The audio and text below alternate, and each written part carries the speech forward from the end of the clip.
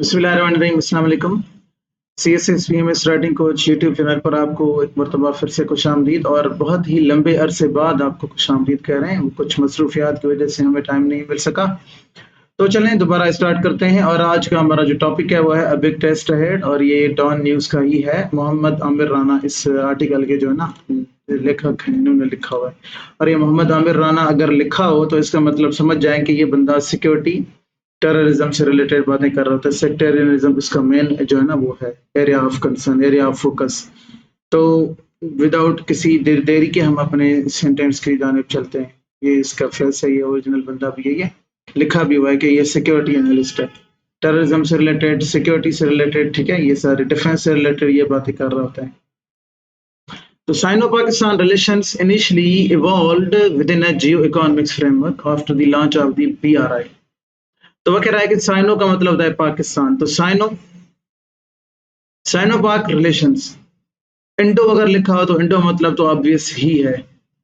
Anglo, अगर Anglo लिखा हो, एंग्लो का मतलब होता है इंग्लिश, ठीक है, एंग्लो का मतलब क्या था, इंग्लिश। तो साइनो अगर लिखा हो तो साइनो ऑब्वियस है, साइनो का मतलब क्या होगा, चाइनीज। तो वो कह रहा है कि Chinese Pakistan relations initially start में इवॉल्व हुए थे with in a Jio economics framework. यहाँ पर इन्होंने एडवर्ब भी डाला हुआ, इनिशियली इवॉल्व, शुरू में जो इवॉल्व हुए थे, ठीक है। तो ये स्टार्ट में इवॉल्व हुए थे, कह रहा है कि जियो इकोनॉमिक्स के फ्रेमवर्क में, जब BRI लॉन्च हुआ था, कब, 2013 में। However, over time, अब एक उसने बात यहाँ पे ये कही कि ये इवॉल्व तो हुआ था जियो इकोनॉमिक्स के पर्सपेक्टिव में। अब एक बात ये हो गई जियो इकोनॉमिक्स की। अब हाउएवर लिख रहा है, इसका मतलब डायरेक्टली यही है कि जियो इकोनॉमिक्स के अपोजिट बात बताएगा वो। देखते हैं कि कैसे। However over time security considerations have increasingly overshadowed the economics. शाबाश, देखें, वो कह रहा है कि गुजरते वक्त के साथ ये जो जियो इकोनॉमिक्स वाला मसला था ना, इसको ओवरशैडो कर दिया। किसने? सिक्योरिटी कंसिडरेशंस ने, सिक्योरिटी के मसाइल ने। कि हमें पता है कि जैसे ही हमारे पास BRI 2013 में स्टार्ट होता है, उस वक्त अगेन इंडियन जो इंटरेस्ट थे GB वाले इलाके में, और अगेन बलूचिस्तान में, और KP वाला जो इलाके हैं सारे, वहां पर इंडिया के जो इंटरेस्ट है वो हमारे साथ ये आ गए, किसमें, टसल में आ गए ये दोनों। तो इंडिया इंडिया का भी एक एलिमेंट है वहां पर, और बाकी जो प्रोविंसेस की जो ग्रीवेंसेस हैं, वो जो कम्युनिटीज है वहाँ की, और प्लस में अफगानिस्तान का जो डिस्टेबिलिटी फैक्टर है वहाँ का, उन्होंने वहाँ पर जो है ना टेररिज्म का, सिक्योरिटी से रिलेटेड मसाइल को उन्होंने बहुत जन्म दिया। हम लेटली देखते हैं कि फिर जो चाइनीज नेशनल्स हैं उनके ऊपर अटैक हुए उधर GB वाली साइड, इवन हमारे सिंध में जो इन्होंने कौंसलेट के ऊपर अटैक किया। तो चाइनीज के ऊपर हमला करना यहाँ पर ये कोई नई बात नहीं थी इधर। तो एक ऐसा रिलेशंस जो इवॉल्व हुआ था, हालांकि इसकी स्टार्ट तो हमें पता है कि वो ऑलरेडी 1950s में ही हो चुकी थी इस रिलेशंस की, लेकिन वो कह रहा है कि इवॉल्व होना है, मतलब इसमें नई रूह फूकी गई थी 2013 में, जब PMLN गवर्नमेंट ने या स्टेट ऑफ पाकिस्तान ने उस वक्त चाइना के साथ ये जियो इकोनॉमिक्स का जो फ्रेमवर्क है उसके ऊपर जो है ना शराकत दारी की थी। तो एक मेजर नुक्ता ऊपर उठाया गया कि जियो इकोनॉमिक्स वाला, लेकिन आगे चलकर वो कह रहा है कि सिक्योरिटी कंसिडरेशंस आ गए, इसके ऊपर हावी हो गए।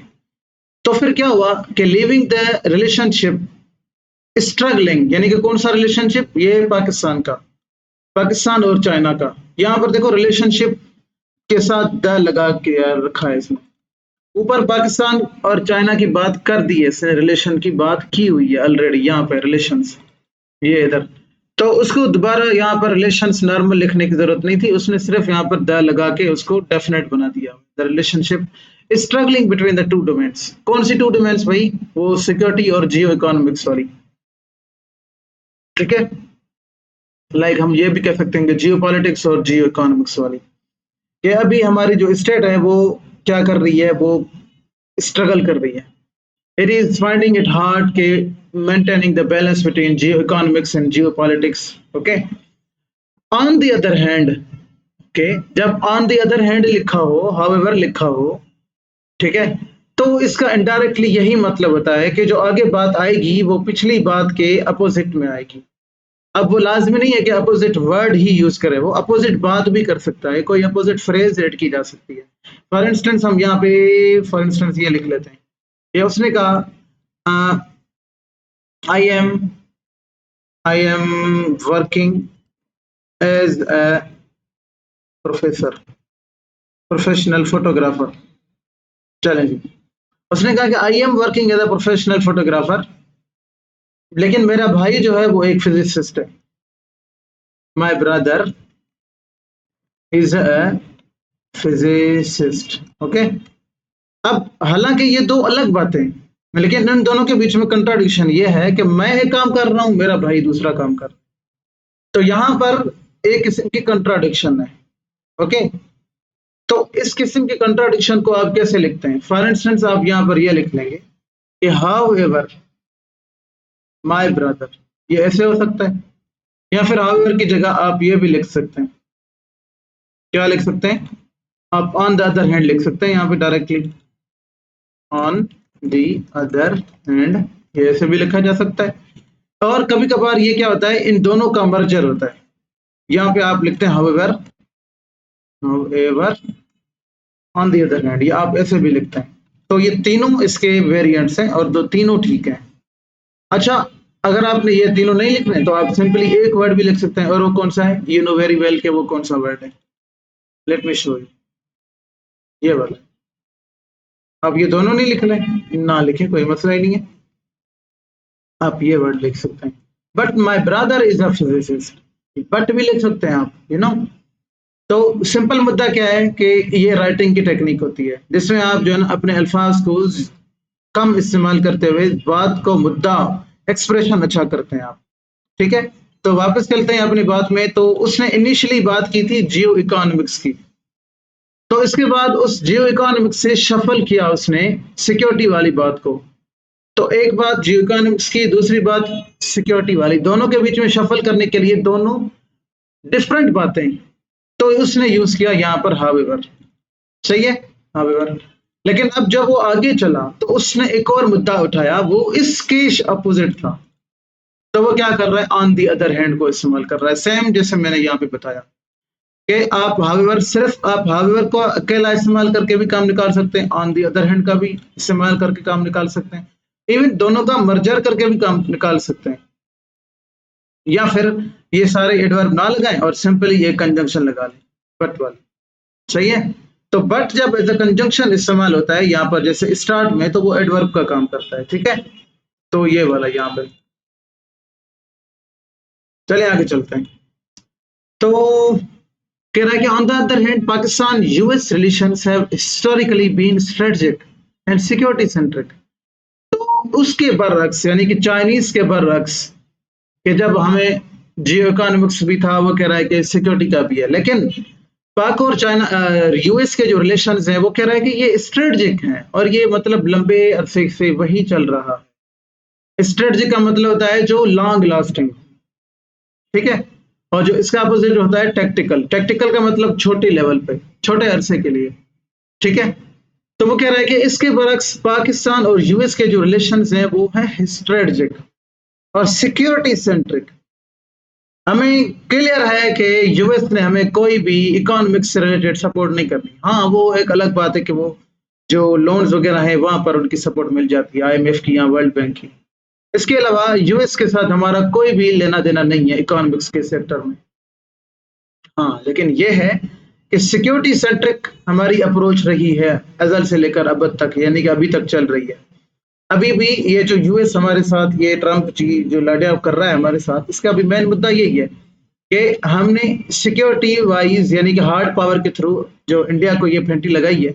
इसके बाद हमें नजर आ रहा है कि जो यूएस का और पाकिस्तान का जो रिलेशन है उसमें एक नई जान फूंक दी गई है। बट टुडे ये वाला भी, but today they also face the challenge of balancing security with Jio economics priorities. कि अभी जो ये ट्रंप आया हुआ है भाई साहब, ये इन्होंने इकोनॉमिक्स को अपनी प्रायोरिटी बनाया हुआ है, तो उस वजह से अगेन पाकिस्तान को फिर से एक चैलेंज आ रहा है यहाँ पर भी, इधर पाकिस्तान और अमेरिका के दरमियान बैलेंसिंग एक्ट करना। किसको बैलेंस करने में? जियो इकोनॉमिक्स को और जियो पॉलिटिक्स को या जियो सिक्योरिटी को। तो इस पूरे पैराग्राफ का बेसिक मुद्दा यह है कि जो BRI था या Chinese Pakistan relations initially evolve तो जियो इकोनॉमिक्स के फ्रेमवर्क में हुए थे, लेकिन आगे चलकर ये सिक्योरिटी की जो है ना भीड़ चढ़ गए। लेकिन यूएस के जो रिलेशन थे पाकिस्तान के साथ वो सिक्योरिटी सेंट्रिक थे। लेकिन राइट नाउ ट्रम्प की इस अप्रोच की वजह से ये जो मागा वाली है, make America great great again, ये वाली अप्रोच या वो जो टैरिफ लगा रहा है वो सारे के सारे, तो इसकी वजह से पाकिस्तान अगेन दोबारा फंस रहा है। किस में? ये जियो इकोनॉमिक्स में और जियो पॉलिटिक्स में या जियो सिक्योरिटी में। ये दोनों मुद्दों को सिक्योरिटी यानी कि इन दोनों को बैलेंस कैसे करना है। दोबारा पाकिस्तान का जो चाइना के साथ मसला रहा, सेम मसला अब यूएस के साथ भी वही हो रहा है अल्टीमेटली। हाँ, वो अलग बात है। The real test lies with Pakistan establishment, कि पाकिस्तान का जो रियल टेस्ट है ना, अब वो पाकिस्तान के एस्टेब्लिशमेंट का एक रियल टेस्ट आ रहा है। कौन सा रियल टेस्ट?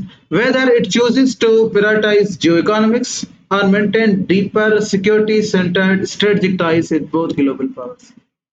कि अब उसके लिए बड़े ही ज्यादा चैलेंजेस आ गए हैं कि वेदर वो चूज करे, अपनी प्रायोरिटी करे किसको?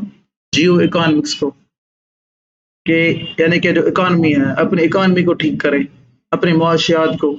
ठीक है, वो जो लोन ले रहे होते हैं हम बार बार, कभी वर्ल्ड बैंक कभी IMF, इनकी तरफ भागे जा रहे होते हैं, हमें लोन दो, हम अपने दोस्तों के पास जा रहे होते हैं।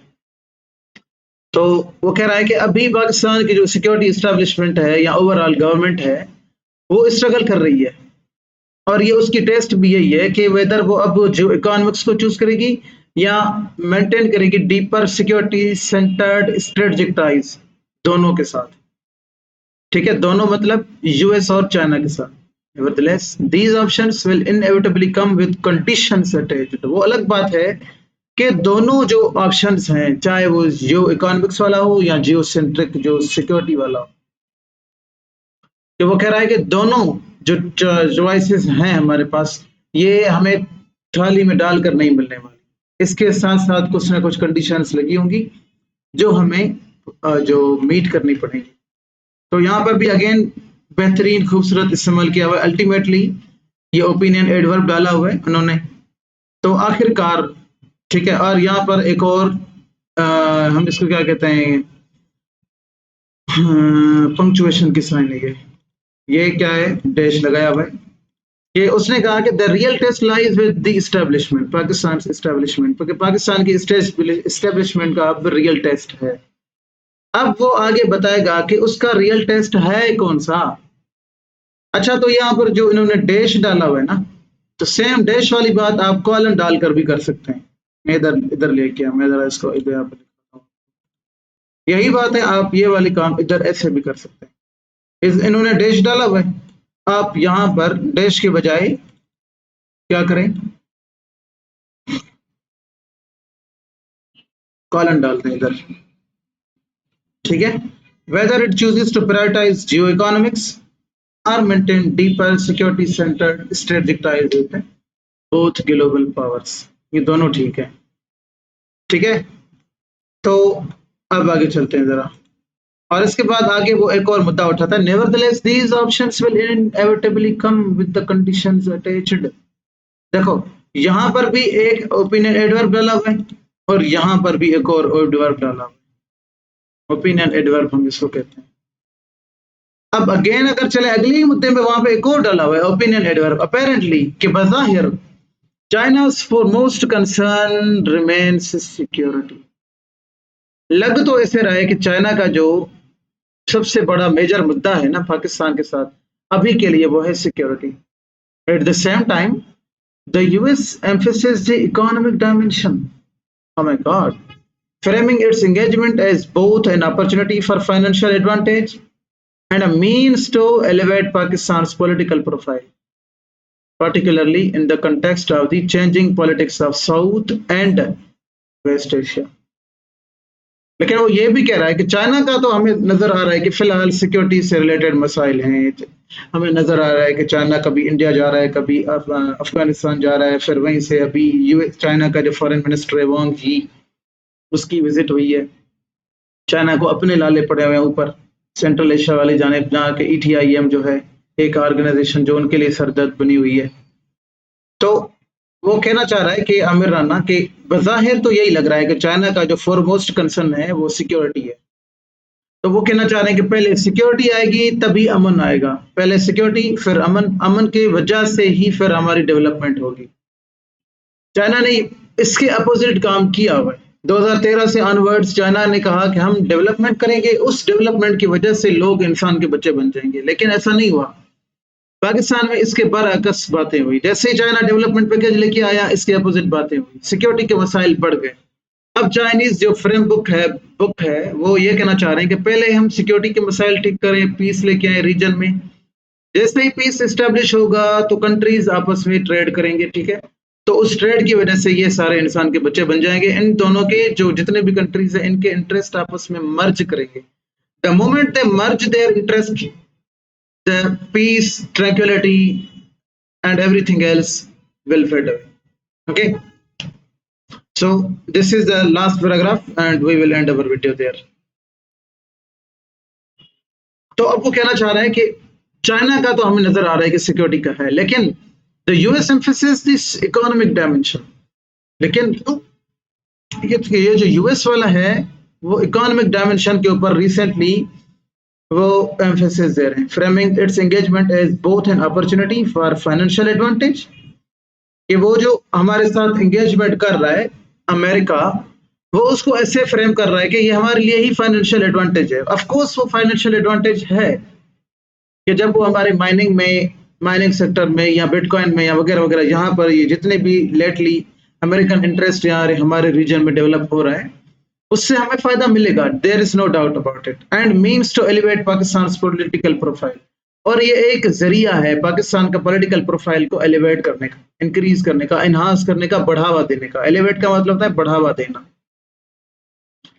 और खास करके तब particularly in the context of changing politics of South and West Asia, उस नजर में जब साउथ एशिया और वेस्ट एशिया का मतलब होता है ये आपके मिडिल ईस्ट वाले कंट्रीज, ठीक है। ये जो ईरान हो गया, ये सऊदी अरेबिया हो गया, ये इसराइल हो गया, ये इराक, ये वाले इलाके। ईरान इसराइल की जो जंग हुई है उसके बाद जो हमें नजर आया कि पाकिस्तान का जो पॉलिटिकल इमेज है, पाकिस्तान ने ईरान को सपोर्ट किया, ठीक है। हमें नजर आ रहा है कि पाकिस्तान पीस जो है ना मेकर नजर आ रहा था, बातें कर रहा था, बहुत सारी बातें हो रही थी, डील डिप्लोमेसी चल रही थी। तो उस कंटेक्स्ट में हमें नजर भी आ रहा है कि अमेरिका, चाइना, पाकिस्तान का जो पॉलिटिकल प्रोफाइल है because of the banking of America ये इंक्रीज हो रहा है, ये एलिवेट हो रहा है, ठीक है जी। Pakistan geography is undoubtedly strategic asset. हमारी जो जियोग्राफिकल लोकेशन है ना, वो कह रहा है कि ये बगैर किसी डाउट के ये हमारी स्ट्रेटेजिक एसेट है, ये हमारा एसेट है। complemented by its aspiration to project itself as a level comparable if not equal to India's military, strategic and political stature, at least in a sustainable sense. Pakistan की जो geographical location है ना, वो कह रहा है कि ये स्ट्रेटेजिक एसेट है हमारे लिए, ये हमारे लिए फायदेमंद है। कैसे?